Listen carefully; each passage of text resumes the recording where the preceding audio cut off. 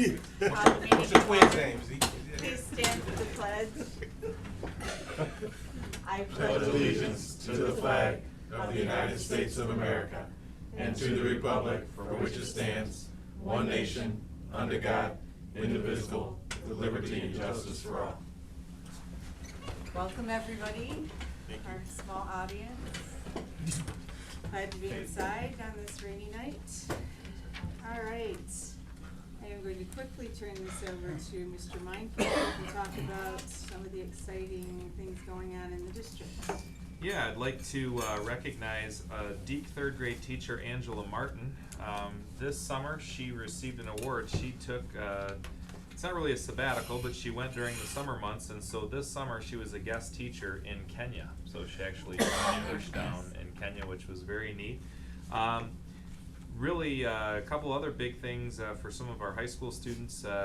Last night at Goodrich High School, the MSBO Band Festival, our band took first place, which is really phenomenal, and they've done a great job this year. They've learned their sets in record time, and they'll actually have their full show on display on Friday at the game. And to speak about football briefly, really a record-setting year for the high school football team. They're 6-1 for only the second time in school history, and they're going into a big game on Friday against Fenton, and for at least a share of the championship, the league championship. So they're playoff eligible, and that's very exciting for the boys. So good start to the year. Good, great news. Yeah. Okay, we have before us a consent agenda. We have the approval of the regular meetings from our last minutes from our last meeting, the agenda, and resignations and retirements. I would entertain a motion for approval. I have a quick question, Sure. if I may. If there are a couple grammatical errors in the minutes, do we note that now with changes, or? Sure. Sorry, I'm not certain Sure. how that process works. So in section C, it says 9B, there's no space between B and, so it looks like it says 9 band. In the superintendent section, it says, in line 6, it says B, and I think it should be by 1 hour. And then in 8B, it says discussions was, and I think it should be discussion was entertained. And then just, the 70,000 should just be typed out, 70,000, because it says $70 and then 1,000 after it, just for the minutes.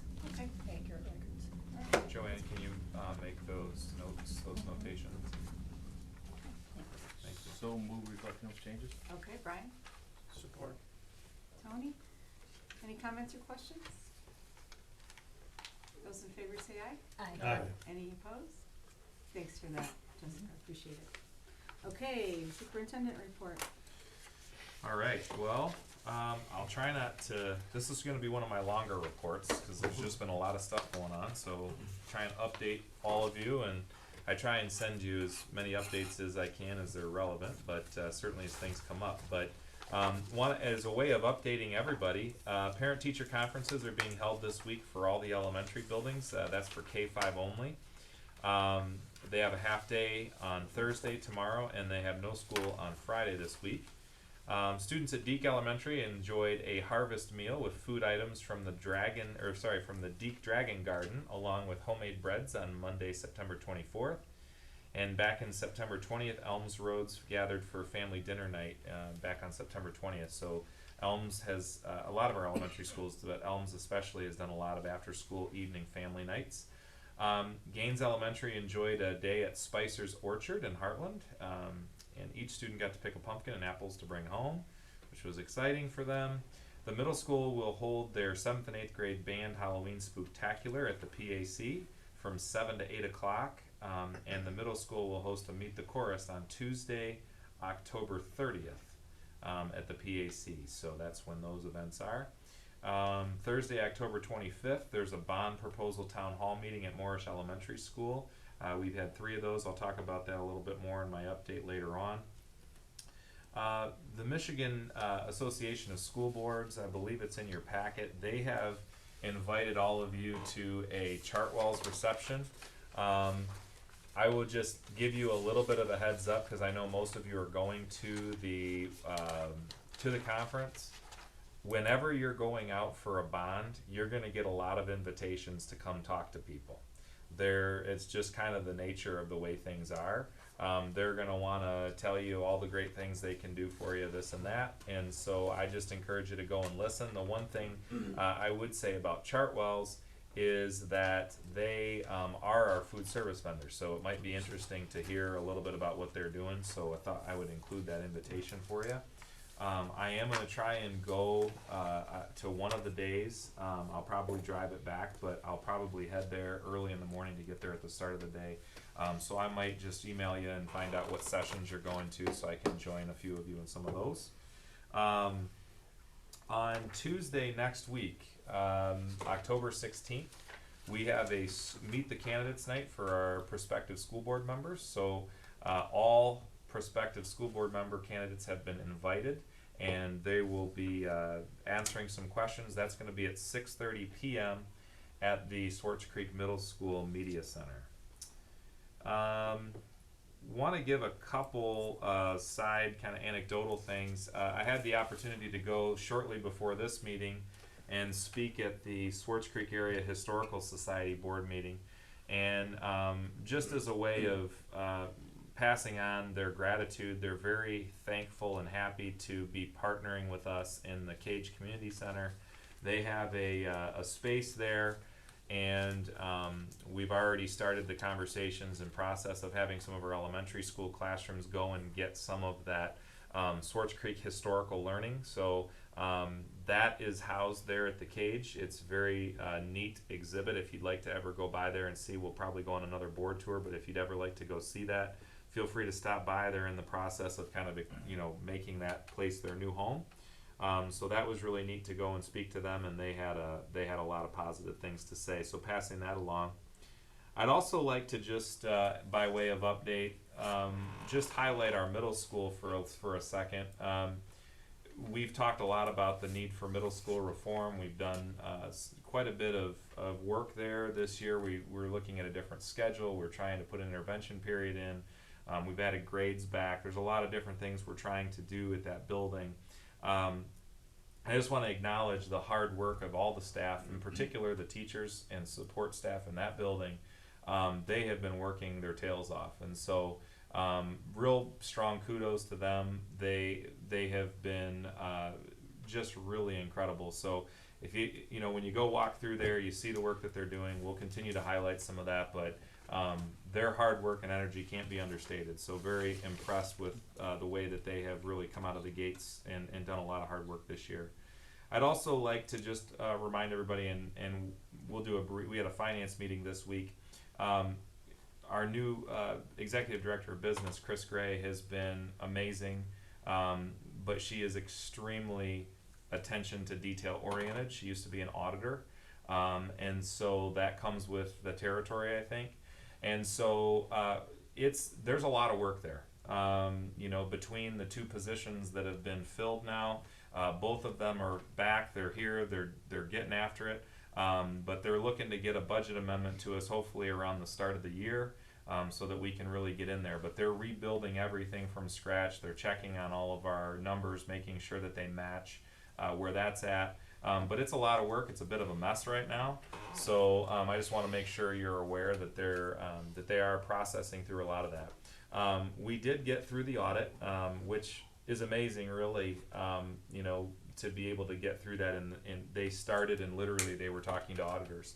And so we'll have a final audit report and update for you at our November board meeting. But looks like we got through the audit. There's nothing that's gonna, be. There will be some findings on the audit. I make that clear, as there oftentimes are. But I think that at the end of the day, we're in good shape in terms of our ratings and everything with the state. So we'll have a more detailed update on November 14th. But they're working hard to try and get that stuff cleaned up. So that's pretty much all I have for my update. And then, if there's any questions on any of those things, you need those dates, just let me know. Historical Society, at the Cage, did they have any specific hours? That's just Great what I was gonna question. ask. Yeah, great question. So they do, and I probably should have come prepared for that. So yes, they do, and so there's a little bit of a partnership going on with the VFW Hall or the Legion Hall. They have donated some money for Dave's doing the community mission board. And so we're putting up a Veterans Wall of Honor, and so there's going to be a kiosk where people have been submitting stories from veterans and all of those types of things. And so they're going to try and incorporate that kind of into the wall there. We're going to be taking down all of the jerseys. We're going to be taking down a lot of that paraphernalia, giving it back to the person who owns that equipment. And we're going to be kind of redesigning that to make it feel more like the historical area that it is. And so there, we moved the little GSRP room out of that building, as you know, and so that room became vacant, and so that's the room where the Historical Society put up their exhibit in their museum. But when we bring classes over there to do like a mini day trip or field trip, the kids will actually go out into the main space there so they can have, you know, different speakers in smaller groups, and then they can funnel into the room and walk through the exhibits and see the different things. So it's a pretty neat setup, and I think once they get the Veterans Wall, that'll really make it nice. I think that's fantastic. So yeah, We have that. it's been nice. They're a good group of people, and they're educational nonprofit organizations. So seems to be a good fit. So I'll find out the hours and I'll get that to you. Another question. Mm-hmm. At the very beginning of your presentation, you said the elementaries are having a Friday off, Mm-hmm. all of them? Yeah. Question for you on that. Does that turn into a no-count day because of for us? That's a good question. No, it doesn't. We will meet our 50% attendance rate, we hope. But I also, the way that we worked our calendar and we built our hours in, we have, there'll be a flip-flop day for the secondary, so the state allows that to be allowable. So it's a good question to ask, because I asked the same thing before we negotiated that, and so yeah, we'll be able to do it because of the number of days we have in hours. Okay, So, thanks. yeah, good question. Anything else? Okay, alright, moving on, we have 4 board subcommittee reports. I can go over the academic achievement, and then Mike, if you wanna do policy and. Sure. Okay. For academic achievement, we met earlier this month. There was a discussion, Rod explained to us what they were doing with professional development, especially with regard to Discipline with Dignity book. They're doing a book study and how it is being used to support the professional development. And then we talked about, I can't read my own handwriting, we discussed trauma-informed care training and information sharing by administrators about that particular book and the professional development reflection. Did I miss anything, Rod? No, just that we're using our Wednesday PD day in every building to discuss a chapter at a time and kind of go through some of the different points of the book. So. Sounds like a great process and program, and the feedback's been positive. So, okay, any questions on that? One real quick one. I know you're only, 4 weeks into school, but maybe at like the marking period or at the semester point, which at the semester point I won't be here, but you could come back and let the board know, have you seen any difference in your number of suspensions? We have very few expulsions, but the number of suspensions, since we're kind of reinventing the wheel on how we're suspending kids in discipline. Mm-hmm. It might be an interesting number, at least at the middle school and the high school. I don't think we do enough at the elementaries to matter, but if you could come back and share that, Like I may still come sit and watch a meeting or two. That's Okay. good. Yeah, and it's, historical comparative. Yeah. that's a great idea, and that's a great point that you bring up. The book is really, because of some of the behaviors we've talked about, you know, we are looking at all of our processes, and you know, for some parents and children, there are some hard conversations. I mean, you can't be here and make it so other kids can't learn. You know, we have to have those conversations, and those are hard, and parents don't want to hear, you know, that's going on. But there has to be a partnership where parents are helping their kids be able to function around other kids and we bend over backwards to support them the best we can.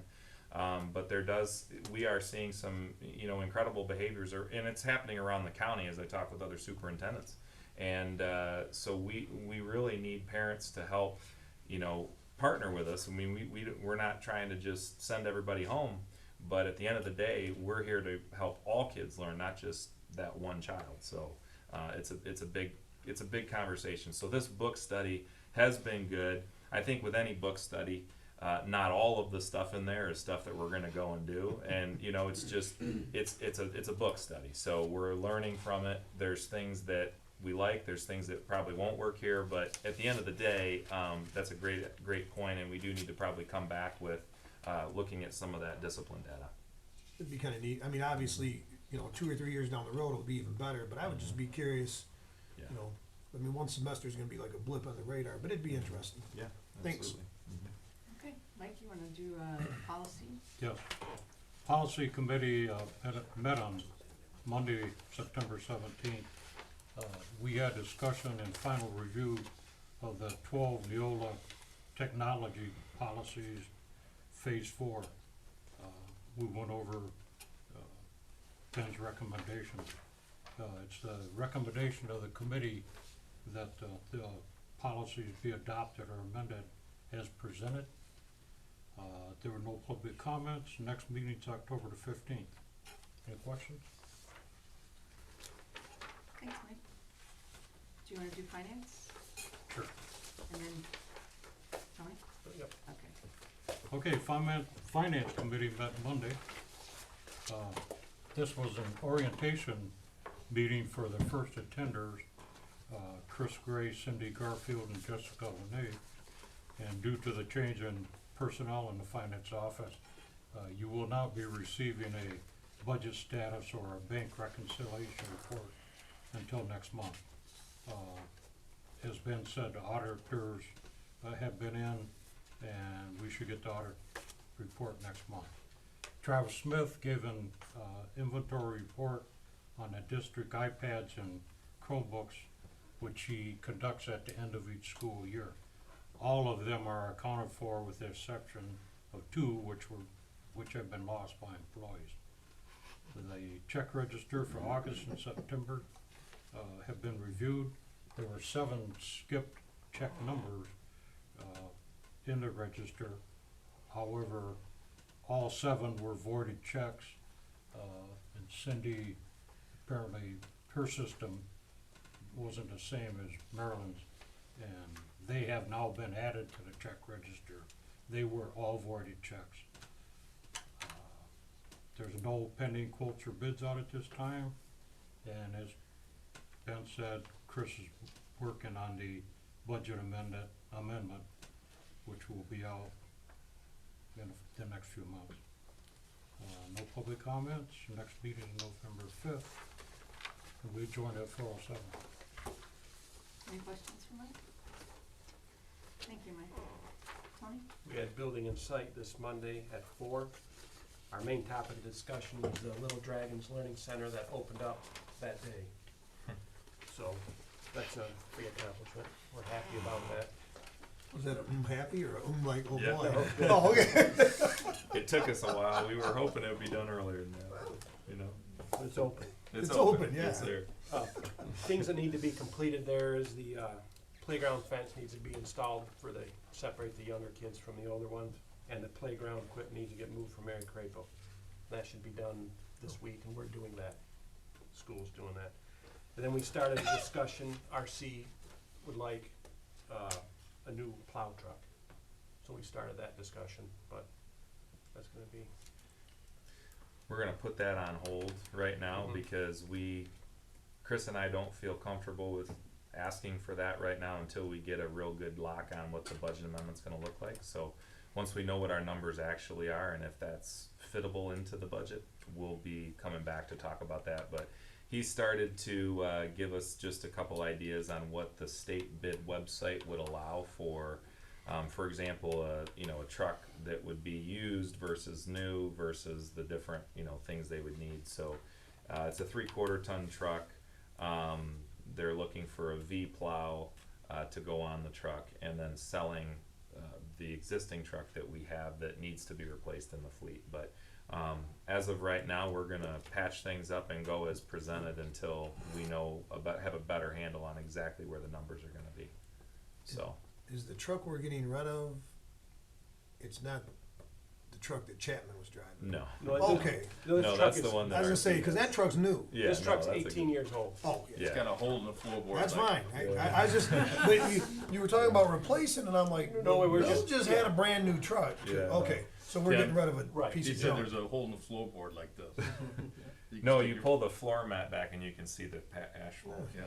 Yeah, so But, get- but it's still trucking. It's operational. If I was, Getting there. I was gonna Flintstones say, truck. if it's truly that old and that bad a shape, then go with it. Mhm. I mean, even if you buy something used, I mean, no one should be driving around with a hole in the floor. Mhm. We're not that broke. No, but we'll probably have a recommendation, and if we move forward with it, obviously that's just like when we did the vans, we have to put that out, on a sealed bid, so that would be something that we'd have a bid opening and all that, so we'll let you know, when we go through that, if we recommend we go through that process. That'd be an excellent idea. Yeah. Yeah. And the asbestos reinspection was completed. It's a state mandatory inspection, needs to be done with all the buildings, so we are compliant with that now. And it needs to be done for the site survey and the bond anyway, so. Did we ever get our water issue taken care of? Yep, Okay. yep, they got that issue resolved, and we had to communicate out to parents and things like that, but they changed, I think I said this at the last meeting, or last we talked about it, but they changed the parts per million requirement, and Yep. so we previously would have been fine, but I think everything with the water crisis has led to totally different standards, so we have to comply with them, so we had to, shut down the drinking fountains, they're no longer serviceable there, so a lot of the buildings RC's installing those bottle fillers, which are filtered water that come out of it, so, that's happening more and more, we just, need to get those in all the buildings, so, Well, that's good to go. that's good to go. And that was a nice pun there. You said lead too. That's right, that's right. That's right. We adjourned at 5, and our next meeting is November 5th at 4. Questions? Okay. Thanks, Tony. You had some good stuff. All right, going on, we have, informational items, I don't think we need to follow up from the last meeting. And, going on to number 8, board discussion items, the bond update and discussion. Before we get out of this, it's not something that I don't think we need to touch on it very much, but historically, the board has done a couple different things with leave of absences. We did have a teacher who requested a leave of absence for starting in November for personal reasons. I think we've talked about this before, but I just want to make sure, I know it's not on the agenda, but we had a teacher that I approved her going on a leave of absence through the remainder of this year. Historically, the superintendent has approved those, but as we look back in old minutes, some years the board approved them, some years the superintendent does. It doesn't really matter which way we go, but that might be a conversation that we have at some point. But the one thing that I'll say, and unless you direct me to do something different, my perspective on a leave of absence, particularly if we have somebody who's doing it for personal reasons, is that we wouldn't want to try and hold anyone hostage. And there obviously is a need for them to take, it's obviously unpaid, so there's not a liability of the district, but we obviously would have to get a substitute in that classroom. And then they actually have to reapply in the springtime. So we have to do staffing, we have to know, where that is. And sometimes people will ask for an extension. This past year, we have said no to extending leave of absences, and I've been pretty consistent for people that have taken a leave, say, to go to a different vocation or a different job site. But we also have, in some cases, extended them if somebody is doing, they're having personal struggle with the death of a family member, or they're taking care of an elderly parent or something like that. So we kind of have had that conversation, so it might just be a future discussion. I did approve one of our teachers for a leave for the remainder of this year. It's unpaid. She'll have to reapply in the spring.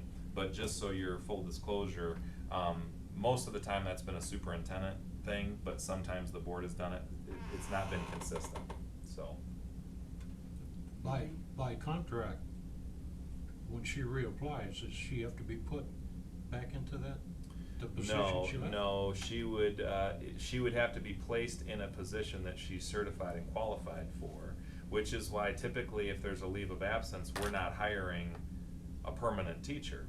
Because if we hire a permanent teacher, then somebody's gonna have to get laid off typically, you know, so we've prided ourselves on not having to lay people off, which is why, but the only way you can do that is if you're careful on who you hire and when, so this particular job, we have a higher rate of pay for a substitute that subs for a longer period of time.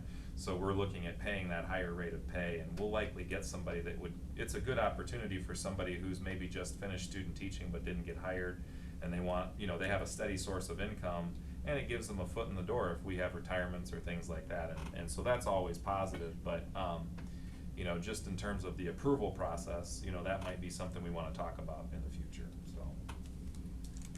I think you doing it's fine as long as you stay consistent and fair. Yeah. Cause if you do that, we're not gonna hear about it. Mhm. As long as there's consistency. Mhm. So that's just, I don't. Okay. And if you had to wait for us to approve it, that could be a problem for some, fine in some with it. I'm fine with situations. it. Sometimes, and, it's kinda like hiring, technically you're hiring every professional staff member we have, but sometimes if we don't have a board meeting and we have an emergency Right. situation, we start them and, Would so. it be something, and typically when you've done it, do you inform the board of it, like at the next Yes. meeting? So we Yeah. would be aware of it Absolutely. at some point. Yep, absolutely. And, I'm not sure if it made it in your informational items this time, or not. That one did. Okay, so it just happened, so, this past week, so I'll send you an email, to give you the details of it, so. And secondly, does there need to be a formal motion so we can rest the responsibility to you, or? It's already been that way. Past practice has been, that the superintendent approves them. But if you look back, and I don't know if there was ever a motion to make that, to what you're saying, there were years where superintendents, the board approved them, there were years where, the superintendent did it. Most recently, over the last 10 years, for what we can tell, it's been superintendent, but I just wanted to make sure, you're aware of them at least, and then if you wanted to change something, you could let me know, so. Didn't we have a policy that we struggled with for a period of time, 7, 8 years ago? I thought we did, where we kinda worked on some wording on a policy. For leave of absence? Yes. Okay, And for the return and what qualified for leave of absence. okay. But I don't think that addressed who was Oh, entitled who's to responsible grant it. for making We it, could so- look, but, Maybe not. yeah. It's It's been a while. been a long time. Yeah, I've just tried to be consistent with the way we've been doing it. Right, So, and I agree. To your point, I think it is Yeah. important to make sure that, it's not about a favoritism thing, it's trying to. Consistency. And so like I said, for people that are taking a leave to try another job or something like that, they kinda get a year, and then my philosophy is you kinda know what you're doing at that point. I Right. mean, you're either gonna come back or not, and that's fine either way. And then it's just on a case-by-case yearly basis if somebody's having a personal family matter or something like that, so. And they're well aware when they leave that what they have to do to come back. Oh, yeah, I personally meet with them, I go to their building, I sit down with them, I explain to them that it's unpaid, this isn't like a sabbatical where you're getting paid, this is unpaid time off, and, you don't necessarily come back to the same job either. So, they're well aware of that. So, alright, so, just to update you, it has been, a lot of meetings, a lot of communications. We've been out there having conversations with the community. Again, we've talked about this as an informational campaign, so I believe all of you have given you one of the flyers.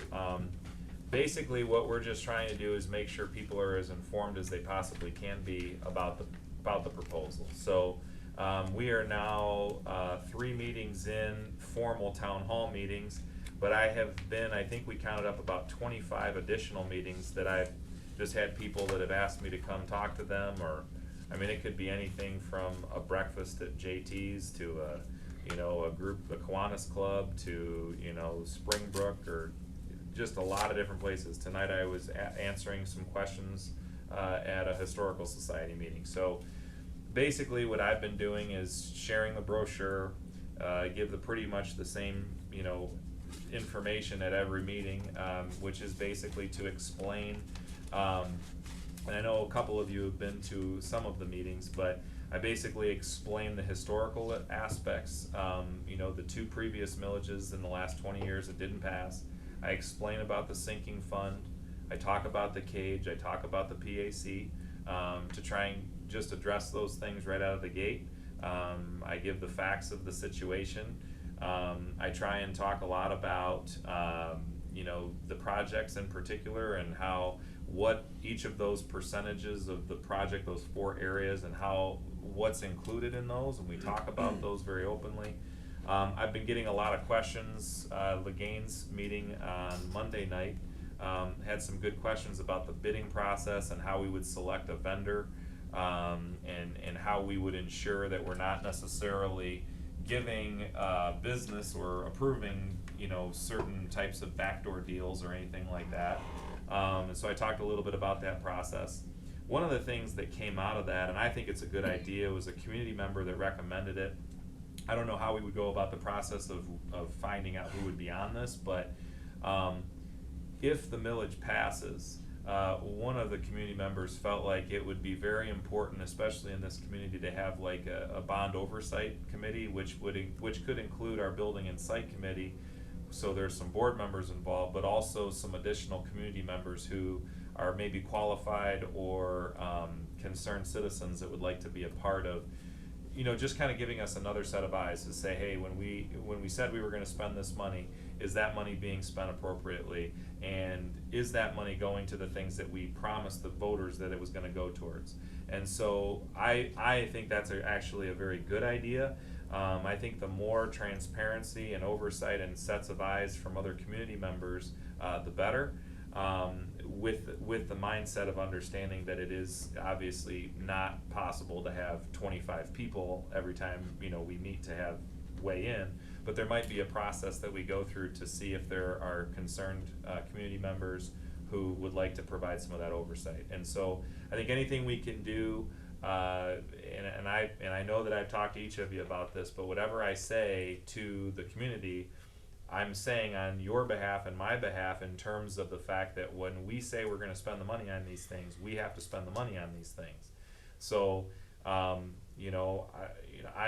have no plans or intentions of not being here, but if I'm not here in 10 years or, whatever it is, I don't want to be, called out and said, you said you were going to spend it on this and we're spending it on all these other things. So I think it's important to maintain our word, and when we say we're going to do it, this is what we're doing. So I know I've been saying that. That's my full intention. I know that that's yours, but I think it's just imperative to state that we need to stick to that.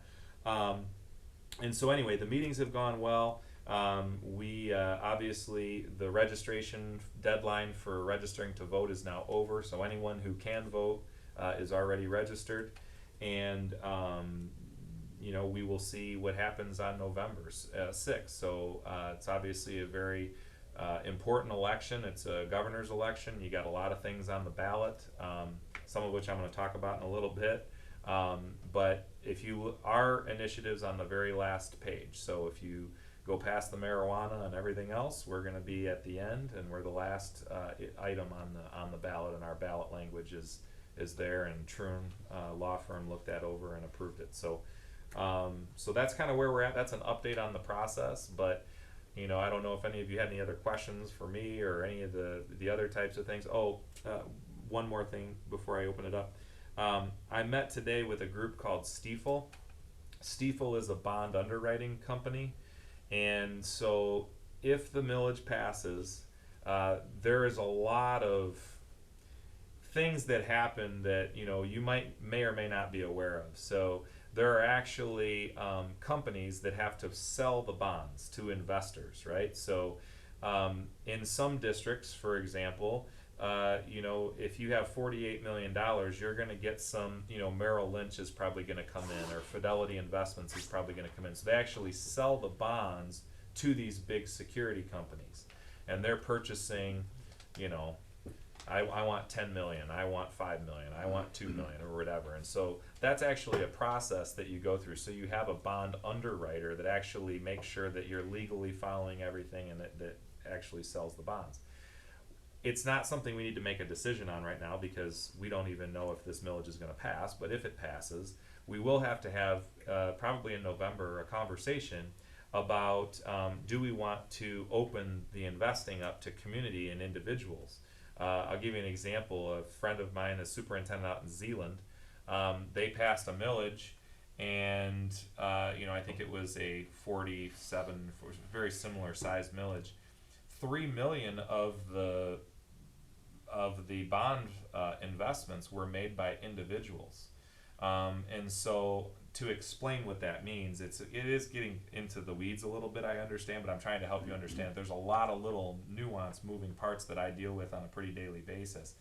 And so that would mean that you could open it up, for example, to community members that might say, I want to buy a 5-year, $20,000 portion of this bond, which would mean they're literally instead of going to the bank and putting their money in a CD, they're looking at, a rate of return that might be 3%, 4%, and they're saying, I want to buy some of that. So it's kind of like investing, even though there's they're making the money on their investment, just like the investors, the big capital guys that are buying $10 million worth. So it's just an interesting process, and there's a lot of things, that happen. So, the most important things that we deal with on the big 30,000 foot view is, okay, the ballot language is this, we can only spend the money on this, we need to make sure we only spend the money on this. There's all this like behind the scenes stuff with the bond underwriters and all this other stuff that happens. So there's a lot of information that, we're gonna talk about, if the millage passes. So. I really like the idea of the oversight. And I don't know how long that term would be. Would it be 5 years or 10 years? Mm-hmm. Is it just while the projects are being built, or is I think my idea would be that as the projects are going on, this is a 3-year build period, and so you're going to want to have regular meetings with people who are looking at it to say, hey, and then I think we need to communicate out to the community and say, even the things that aren't so exciting. We just put a roof on Deke. We did it on this day. This is exactly what we spent. Here was the money that we bid on it, and let everybody know this is exactly what we did, and maybe have a quarterly report, or put that information out there. And then I think you have this group of people, which could be including our building and site team, that's kind of looking over to say, wait a second, it doesn't look like we're getting the best deal on that, or maybe we didn't really communicate that we were going to use the money that way. We need to not do that. Those types of things. right? So I think that could be very helpful. Yeah. Any other thoughts or questions about anything on that? I want to thank you, Ben, because you spent an awful lot of time away from your family doing this. I think the 25 meetings is conservative.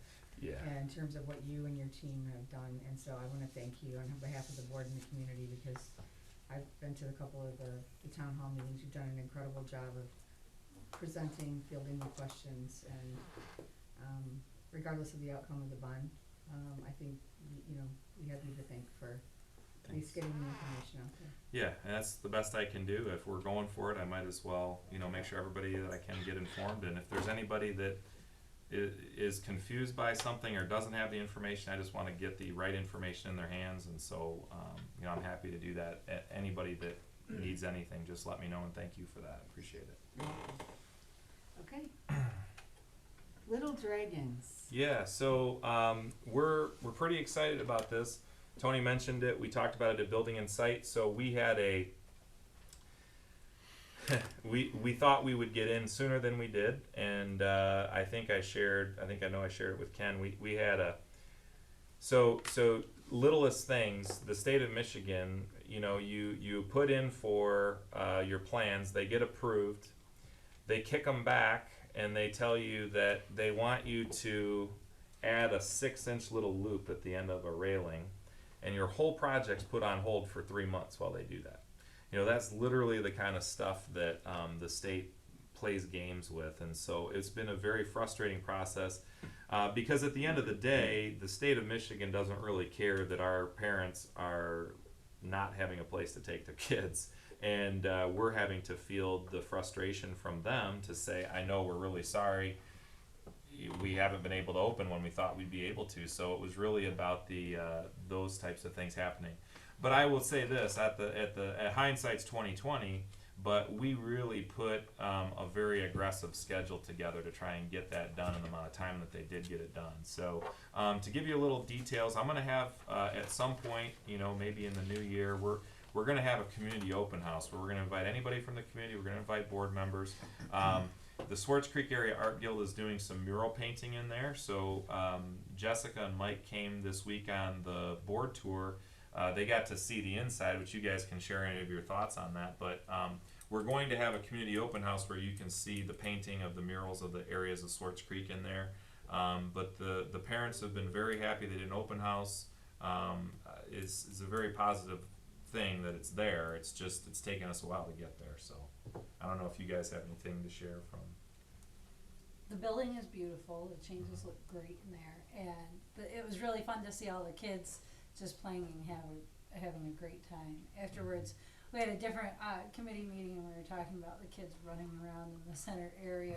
It's going to be a park-like area, but with a track, and it was a blast to see the kids so happy, and to know the kids of all ages there. There was one room where there were some kids napping and others playing, and that just was really great to see. Having gone through that building once we purchased it and seeing the transition, it's amazing. I'm very impressed about that building, and you all should go over there and look at it. I'm telling you, it's just something. They opened up that center area, and it's not quite done. They need to put the murals up, and I think they're going to put trees on those posts, or not real trees. Yeah. But it's just an amazing building. I personally think it was just a great move, and I know it was a great move to get it out of the cage. I appreciate what we've done. Good. Any initial response from the families? Yeah, they're very, very happy. It's not anything extravagant. I mean, it's VCT tile and fresh paint on the walls, but what they're coming from, it's a big change, So I think they're very happy.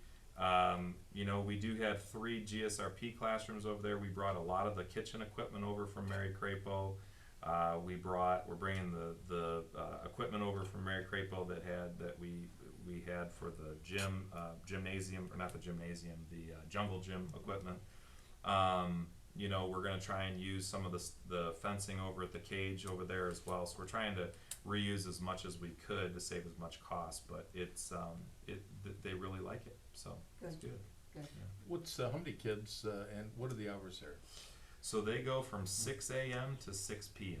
Okay. So parents that need to get their kids to there before work, they can drop them off early. The parents now, a couple changes since Dave's there. They used to kind of just daily show up and say, well, I'm going to bring my kid today. And the problem with that, no daycare operates that way, no early childhood center does. So now they've started to say, okay, you need to give us your days that you're coming, and then you pay for your days no matter what.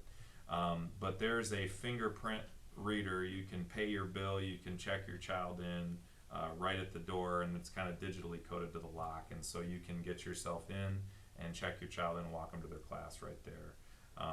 And so it's kind of a neat area there. But to answer your first question, 97 kids they're licensed for in that building alone. So we have other licenses at all the sites, because as you know, we're doing this also, not the exact same program, because we don't have infants over in our elementary schools, but like Head Start or GSRP classes that are in elementary schools, we've added the before and after school care component, of which we've had a huge increase in takers that want that service. So they could pick their kid up at 6 o'clock, if they had to at the latest, even at the elementary school. So we have more kids involved. It's just 97 alone at that one site. Right. That's capacity. Mhm. If I can say two things that he said to that they do have a wait list already. And secondly, he said that morning that the parents were really excited and very receptive to it, taking pictures and were just happy to have their kids over there. I could give you some advice. When you go in the infant room, be very quiet. Or that lady, she will let you know. She'll In get fact, after she threatened to give us one of the babies. That's a Do we- good point. Do we track how many are, Swartz Creek families or would have other children in Swartz Creek versus those that are coming from outside the district? So we, at some point, we know when we can start encouraging them to come to the district and bring their children? Yeah, we don't actually, so they do have to give us their, we don't service people that aren't in our, the idea is that the waiting list goes to the people who are Swartz Creek Okay, residents first. okay. So it's not designed for, people coming from other communities to bring their kids in. So they are Swartz Creek residents. It is possible, I suppose, if you're a staff member and you're using before or after school Mhm. care or something like that you might live in another district or something like that. But the whole idea from that, if you remember when we negotiated the teacher's contract, was to encourage a teacher who's got a kid out in Flushing, if they bring their kid here, right, they're going to get a subsidy in the before or after school care. So several teachers have taken advantage of that. So they brought their children over. So that's kind of the idea there. But yeah, wait list is Swartz Creek schools first. So yeah. Good. Yep. Touching on one thing, and it doesn't have to do with the GSRP and other buildings, has that just started? Yes, so they started October 8th is when they started at Little Dragons, but October 1st, I think they started the week before in the other buildings. Take a peek at maybe what's going on in the buildings, or ask your principals, because I got 2 calls out of one building today, and people literally just pulling up and stopping and parking in the driveway and going in and getting their kids. Which was at the same time the elementary was dismissing. Oh, jeez. And, That's a great point. and I know the one person that called me had called the main office, and I don't know if it fell on deaf ears or they just realized there's probably nothing they could do to fix it at that moment. I'm not sure which, but, it might be something you do a little time switching on so that you can get one group out before maybe the other group gets out. I don't know, cause I have no idea what the hours are, how they can be moved around, but Yeah, it does create a logistical challenge, and they definitely, I'll find out how they're staggering their hours, because that's going to be something that's important as well. yeah, cause literally they were doing both were getting out at the same time. Okay, well, thank you. Yeah. Can't wait to see it. All right, we have a legislative update. Yeah, so I'm gonna pass around, again, I know that these get lengthy, I'm not gonna go over every single thing, I'm just gonna give you a couple heads ups. I think it was a couple board meetings ago, I gave you some information on teacher evaluation, and, the fact that now 40% of a teacher's evaluation is based on student growth data, and that was a change. If you look at House Bill 5707 down there on the bottom, again, I'm not going to read all these things to you, but a couple things to keep an eye on. That bill actually just passed out of the House, and that bill was designed to roll that back so that actually it would stay at 25% instead of moving to 40%. So that is something that we're closely watching, because that has a huge impact this year on how we're operating in terms of the teacher evaluation component. So that's House Bill 5707, which means it just passed the House. I do believe the Senate it'll move to the Senate next. There's a lot of stuff in here. A couple other things just to keep an eye on. I'm kind of excited about House Bill 5598. And for those of you going to an to the MASB conference, I'm sure that if you take this with you, Brad Banasic will have a more up-to-date update when you go. They're really looking at a package of bills trying to really give, they're trying to basically improve the teacher prep programs, because the teacher prep programs have been lagging behind quite a bit. A lot of times teachers are getting hired and they haven't received, I mean, they've been being trained by people who, they don't understand the latest research. They're not equipped to do the job.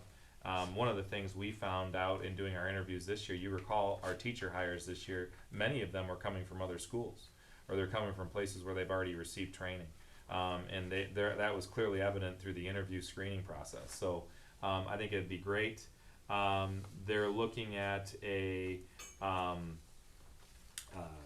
conflict of interest in teacher evaluation, the A to F ranking system, all of that stuff is in there. There's too much to even mention. I will say one of the big topics that you're probably going to talk about at the MASB conference is the way that higher education is getting school aid fund dollars. So you know, there's a couple fixes there where they're looking at, you know, school aid fund, which is designed for K-12 education. A lot of that money has been, you know, filtered into colleges and universities. Well, colleges and universities haven't stopped increasing their tuition payments, so tuition's going up and they're taking money away from K-12. So that's something that's probably going to be a big topic of interest at MASB. And so I thought in giving you this, you can read through it. If you have questions, email me. But this would be helpful to have in your hands when you go to MASB, because I think Brad will probably have an update that will give you more up to date than what this is today. With regard to the recently signed into law, the PA 230 that requires EDP starting in 7th grade, are we all set there, or do we have to make changes based on the language? Yeah, actually a lot of schools are really in trouble. Because they have not been doing the same level of EDP processes that we do. We're actually called over from Genesee County to give presentations. Ginger Ortiz is a part of that. They do a really nice job. They already have all that stuff in place. Senator Horn, who's one of our senators, he's the sponsor of that bill, and he actually has had conversations with me and really is impressed with the work that we're doing here. So I think we're more than equipped on that, but there are a lot of school districts that are going to be scrambling like ASAP to get that stuff in place. Okay, good. Yeah. Thank you. Thanks for sharing this. Sure. Okay, any other questions for Ben? All right, Neola policy final read. Yep, so we kind of pushed this off. We were going to vote at our last meeting, but I wanted to make sure that we didn't ask Jessica to vote on something that she hadn't, you know, had a chance to really look at. So we did go through them again at policy. We talked about them in our last meeting. I think probably the only thing where there was some change or deviation from this was just on how board members are compensated. So again, every board meeting you guys are filling out the sheets, and there's a $25, you know, payment that comes to you. Just to cut down on paperwork and also to streamline it, we just took that money and we put it into a lump sum payment, the first pay in December, I think is what we said. And in order to receive the stipend, a board member needs to go to 75% of the board meetings that are regularly scheduled, or if they signed up to be a part of a subcommittee. But if they didn't sign up to be on a subcommittee, those meetings don't count towards their total. So that was kind of how we worded that. And other than that, you've pretty much seen those. So You why don't they take taxes from our checks? I've often wondered that. that's a good question. I don't know the answer to that. We get I, tax documents at the end of the year. Yeah, we basically get 1099. But, I think that, I could be wrong, I think it's because them checks never go over $600. They hardly, most of them don't go over $100. Mine from the fire board don't either. They still take taxes. They tax it, yeah. I never asked because it never, well, then when I got on the fire board and that check was taxed, because when you go do your taxes, you get kinda punched in the mouth for having untaxed money. Mm. Not a big deal, but, We could probably transition to that, so either we tax it. well, if you're only doing one check, it'd be really easy. It'd be really easy to do, yeah, I'm guessing that the 1099 is, you're reporting that on your own. Yeah. So, but, we could do it, we could probably take the tax out in the next run, and just that way you don't have to deal with it. Again, it's not gonna concern me, but when I got taxed on that, were you taxed when you were on township board? Ooh, well, yeah. Yeah. But that was, I mean, that was a significant income. Right, but your trustees wouldn't have had a significant check. Well, they did, yeah. Month to month? Yeah, they were making some pretty good money. I mean, not a lot of money, but, I'm More sure than they were $25. taxed. I'm sure they were taxed. Cause the fire board meeting's either 35 or 50, I don't remember which, and it's taxed. Supervisor was 34,000. Yeah, no, I knew the three big ones I know, but the other four. If this passes tonight, in order not to overburden the finance office, why don't we make it December of 19? Yeah, that's. Instead of for October, November, December. Yeah, so you'll get paid, in fact, it's in here that it's starting in December of 19. Right. So you will get paid everything that you have been, just as you have been. Right. And then We'll nothing. take the taxes out, Yes. starting then. That, oh, yeah. For tax season or tax year 2019, yeah. True. Not this year. Right. Yeah, this year's done, this year's a mute point. Yeah. I was just gonna say, to what Mike was asking in your point, everything stays the same until January 1st, 2019. Then nothing happens until December 2019. And if at that point you've come to 75% of the meeting, we can take the taxes out, you get a lump sum check, Then you go Christmas shopping. and you go Christmas shopping. Your wife goes Christmas show. That's right. The only other thing I forgot to mention in my update that it's unrelated, but October 26th is the Swartz Creek Chamber is putting on a trunk or treat down in Holland Square. The fire department's gonna be doing some things, we're doing face painting. I know there's a lot of Halloween activities and parties, I've been hearing about a lot of them, but that one, they're starting at 4:30 on that day, so they can get the kids in and back in time for bedtime, so. Linnea, are you chairing that? Yes. Here's our chair. Are you looking for donations? I will let you know.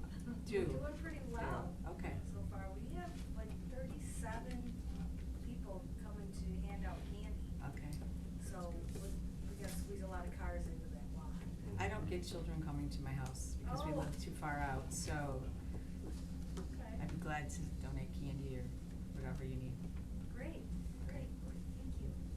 I'm gonna have food trucks down by the fire station. Oh, cool. So, if you guys don't wanna make dinner that night, at least. All right. Okay.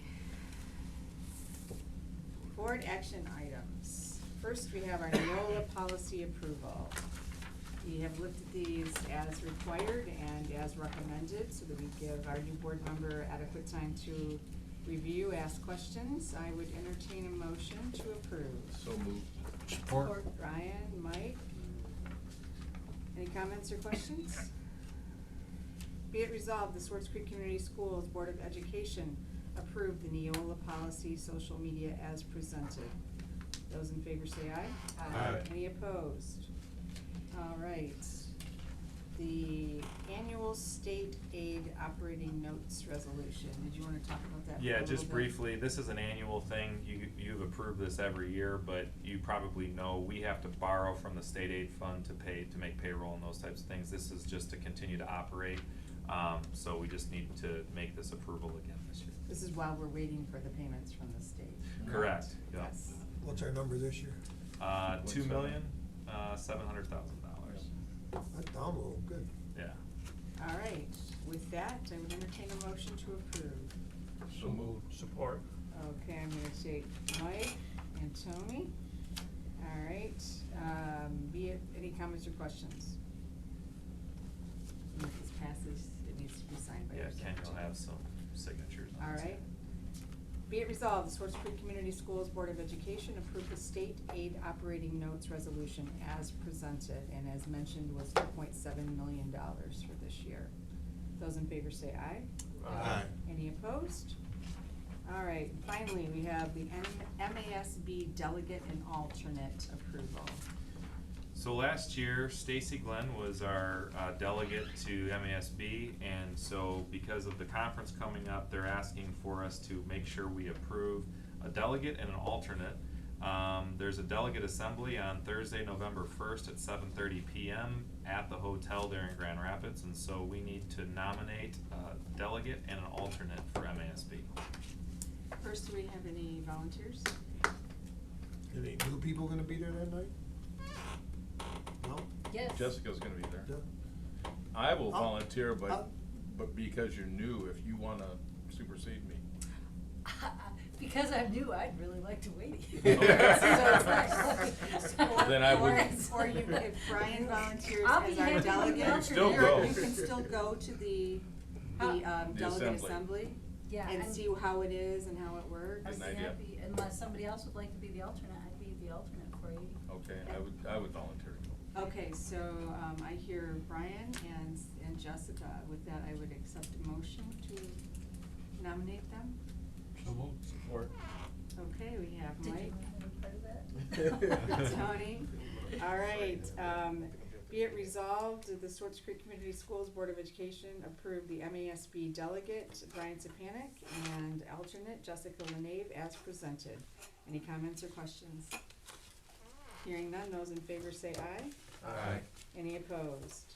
You will find it very interesting, kind of the inner workings. It's the policy, making body of the MASB. Thank you for volunteering. Interesting people. It's getting better though. And follow the crowd when it ends. They have a great refreshment stand afterwards. If you, wordsmithing, if you love wordsmithing, then you will see it in action. Okay, with that, any comments from our public? If you'd like to address the board, please stand, state your name. I came with nothing. Oh, do we have anybody? Anybody in the corner? No? Anybody? Miss Leah? It was raining outside. All right. I hear none, going once, going twice. All right, with that, we'll take comments and questions from the board. Anybody? Mike? In our band program, we have students that buy or rent their instruments, and then we have district instruments. Come to my attention that some of our district instruments are extremely old and extremely need to be replaced. I talked with Jean Murdoch, and she told me that she confirmed that that does exist, and she told me that we actually have an instrument from the 1940s. No. That's old. Let's take it over to the Historical cage. Society. Here you go. See, we got a place for it.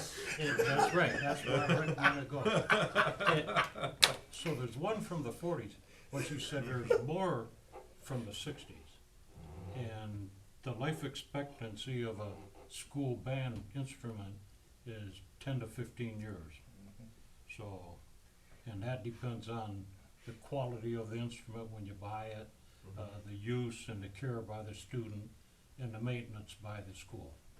So, there's obviously a need there. So- And it's been a couple of years, I think she said 2 years ago, at the middle school, they did buy, I don't know which instrument, but it's been a couple of years since any purchases have been made. I'd like to see us look into setting up a yearly instrument replacement program and working it into our budget so that yearly we could replace some of them and not have a big bill. Mrs. Murdoch has assured me that if that happens, that she would make sure that we get quality instruments and that we get the best deal for our money. But I'd like us to look into that, or Ben to look into it if you would. Yep.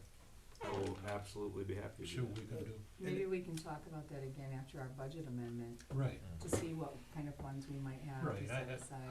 I would Yeah. I that's- don't meet immediately, But I think to your point, if you set that up that way, you might be able to every year not have a huge, it's like, we're not gonna replace all the instruments, you're doing a few Well, here and there. and maybe have her put a red list together that is just like, hey, this is junk. And if it, and maybe, try to hit that and take a big chunk at first. The same thing I said about the piano. And, why don't you come here and ask? It's a bus. It literally is a bus. So we don't buy a bus one year, so I mean, I don't know what $80,000 worth of band instrument looks like, but again, just tell her to put a list together that, like, this is really a problem, and then exactly what Mike said. Start nipping it each year, because if we're gonna have them, my only question to that though is this: how are we separating the kids that are using our instruments to the ones that are renting them, to the ones that obviously, if they wanna buy them, they're buying them, which is fine. But how are we separating a rent from a borrow? Because, well, is a parent speaking with kids in band? One has you start out, typically, we go through Marshall Music, and then you basically lease it to buy it. Right, I'm doing that And right they- now, but, Right, and so that's kept separate, the school doesn't have any involvement in that. Is no, I that understand, what I you're understand saying? that, no. But how do you So, differentiate? so me and Mike, we both want a clarinet. There's one clarinet. How are we gonna decipher who gets the schools and gets it for free, and the other one who has to go and out rent it? Oh, are you saying who determines Yeah. who's Well, eligible what- for that? what determines makes it, not who. Yeah, okay. I am not saying this as an expert, so don't take this as like I know what I'm talking about, but I will tell you that I can find the answers on this. My theory, and what I believe to be true, is that the instruments that we're talking about replacing are instruments that can't be purchased or rented.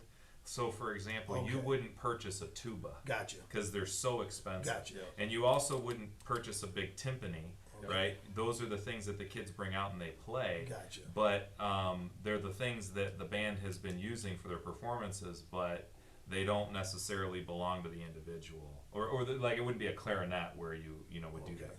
There may be some of that, and I can find out the answer on how they do that. That but I think would, it's- that would be my only question, because if we had two people that are sitting here wanting the same instrument, and there's only one, but if what you're saying is accurate, that would make a lot of sense. Yeah. So I'm gonna use the president's prerogative, and I see a hand sitting in the audience. And I know you're very connected to the music boosters, so, Yeah. so what is their process? So, first of all, I'll piggyback on Ben, you're absolutely right. Okay. The schools purchased instruments are usually those larger, those that don't come home. There are some, we would have to get more information on historically how that was done. There are some extra instruments along the lines of if somebody wanted to play a clarinet, doesn't have the means or the ability to, there are some of those instruments. I will say they are old, very old. They're usually ones that were donated back to the school, or a child that no longer plays and it was already paid for, the school kept them, those types of things. I will say there's never a child that wants to play an instrument that doesn't get an instrument. The band directors and the boosters we have money as the boosters, in a fund. We will make sure that somebody gets an instrument if they need to use one. So there are some scholarship opportunity type things too that the boosters help support. But the band directors also know how many of each type of instrument, so sometimes there is a little bit of, I have X amount of kids that all wanna play clarinet, but if I have you all playing clarinet, I don't have enough in the horns. So they do a little bit of shuffling around too to make sure that everybody gets an opportunity, the band's well spread out, and everybody's got the appropriate equipment. But most of those purchased equipment things that Gene was talking to Mike about would be those larger instrument things. And I would assume that there's more in the middle school, because the students are just testing, getting into the program to see if they like it.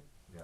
So I would assume there's more district instruments there than at the high, by the time you get to the high school, your parents have probably fixed you up with a Can she put I something don't together and know come in that and I see would us? agree with that. I mean, Can she put something together and come in and see us? Have And Jean come explain, in or- like, you know, so we get a list of like, oh, these are the things that are fixed instruments, they're not going home, they're what we purchased, this is how old they are, this is what I need replaced. Yep. Compared to, like I said, cause I don't know how I don't wanna get in the business of going, well, you know, Tony, we're gonna let you have an instrument, but Mike, you better go rent yours.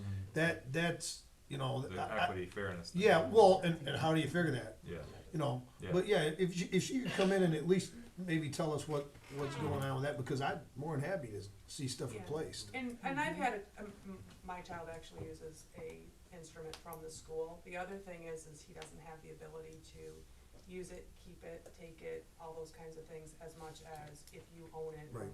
or purchase it, that's yours. There's a, hold harmless agreement or whatever you call that you have to sign, so you make sure that, you know, you're signing it out. If we damage it, we're responsible for it, those types of things too. So there are a lot of checks and balances in place too, I will say that. I do believe most of those instruments though would be more at the high school level. The middle school level's pretty basic, so there's not gonna be a lot of extra bigger type. Well, I mean, some of the percussion, absolutely. but, I'll have Jean come in. yeah. It'd be kinda neat, Right here. it'd be kinda neat to hear it, you know, let us all hear it. Yeah. Cause I mean, like I said, when we talked about the piano, let's do it, cause the band program is excellent. Yeah. It is. I mean, when you go around and you watch how big some of the other bands are compared to ours, our bands, you know, I think it's great. Yeah. Very, very good. So I would give us some replacement cost averages as well too, once you come Yeah. in, so we kinda know what we're gonna be looking at as far as. Okay.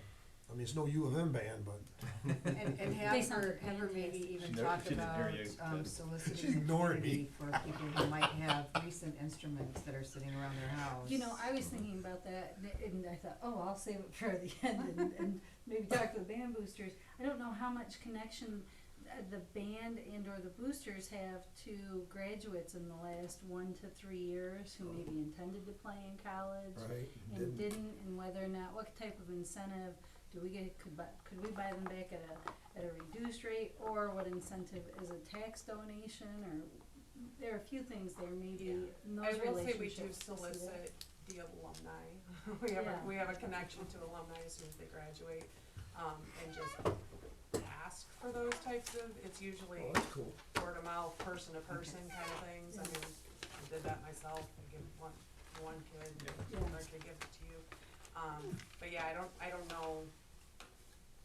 Jean would have to speak to the quality of purchasing those instruments as well, when they've been kind of used and abused for a while. It's better than something from 1940. True. That is true. Mike, thank you for bringing Yeah. that forward, I appreciate See, it. you got it all stirred up now, Michael. Anybody Good job, else? Mike. Yes, Carrie? Yes.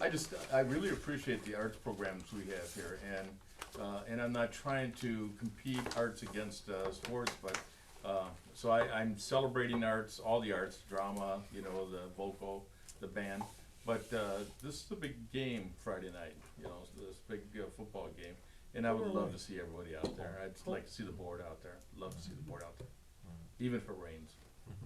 Can I make a community comment to that? I would like to, give my appreciation to not just the coaches and the directors, but the community at large.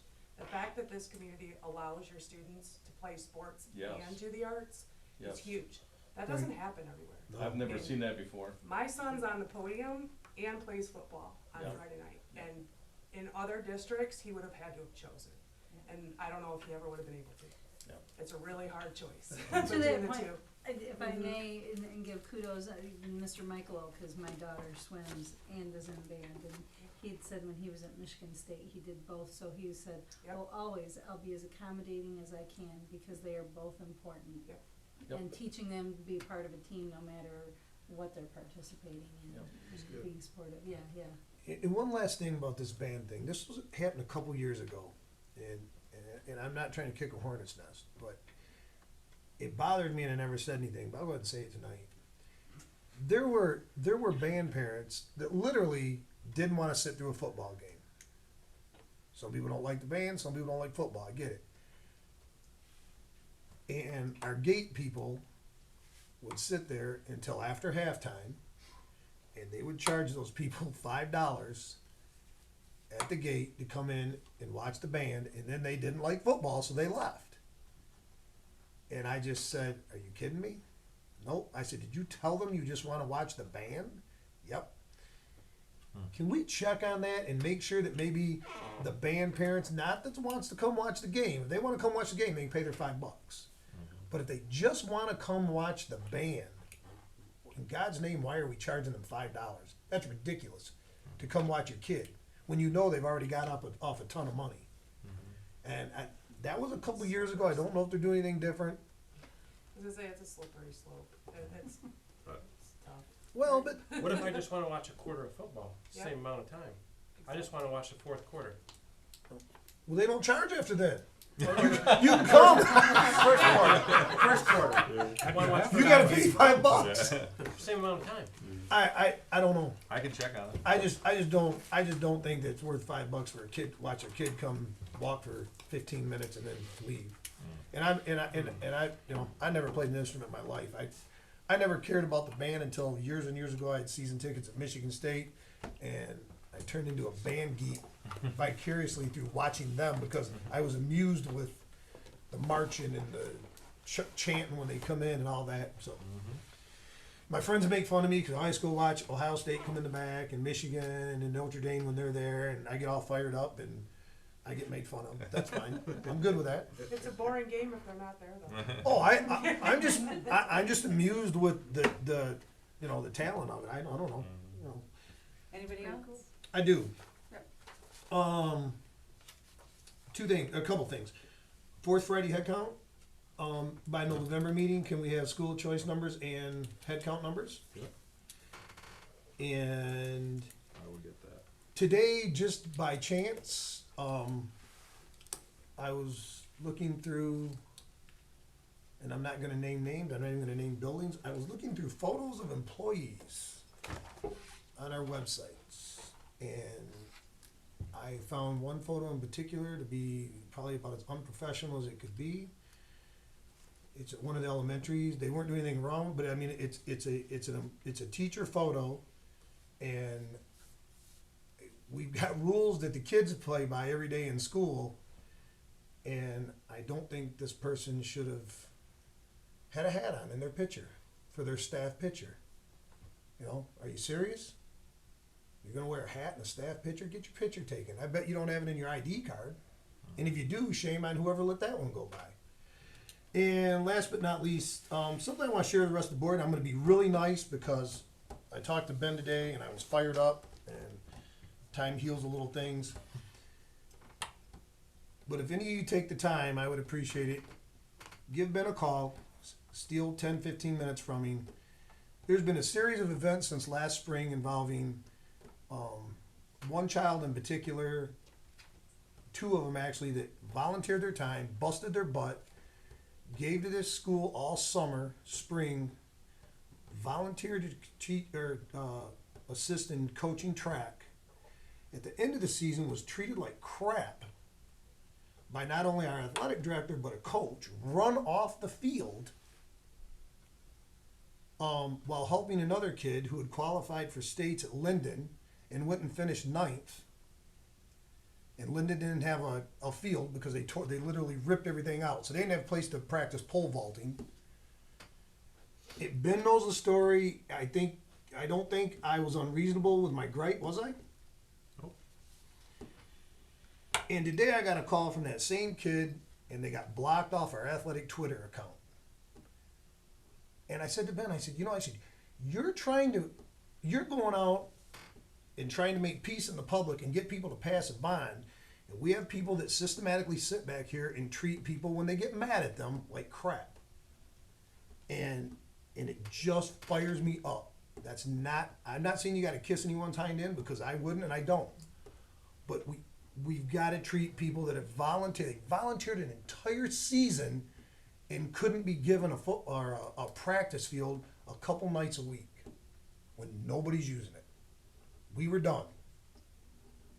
And then today, and there was no inappropriate behavior on the Twitter account, and to piggyback on that, I would like to know how many Twitter accounts we have that are represented by the district through staff members.